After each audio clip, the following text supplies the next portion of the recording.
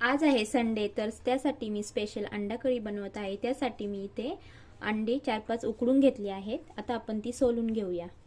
अंडी सोलून झाली आहेत आपली। आता अंड्याची कढी बनवण्यासाठी आपल्याला इथे 2-3 कांदे मी कापून घेतले आहे, थोडासा लसूण, अद्रक, थोडंसं जिरं घेतलं आहे, कोथिंबीर आणि थोडीशी खोबरं घेतलं आहे। आता आपण हे सगळे याला भाजून घेऊया तव्यावरती।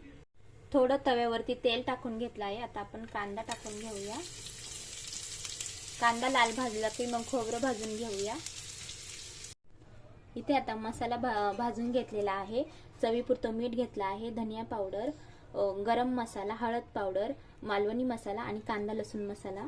तर त्यासाठी आता आपण इथे हे सगळे मसाले आपण ह्यामध्ये पिसून घेणार आहोत। मालवणी मसाला आपण नंतर तेलामध्ये टाकणार आहोत। आपण आता याच्यामध्ये तेल टाकून घेऊया।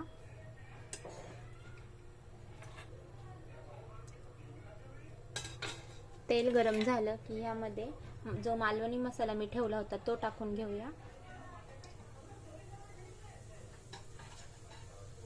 आता हा मिक्सर मध्ये बारीक केलेला मसाला आहे तो याच्यामध्ये टाकून घेऊया आणि तेल सुटेपर्यंत परतून घेऊया।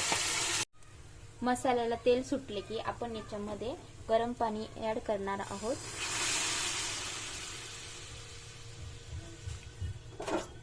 आणि याला उकळी असतोपर्यंत ठेवणार आहोत। उकळी आली की याच्यामध्ये एक एक अंडी सोडून घेणार आहोत।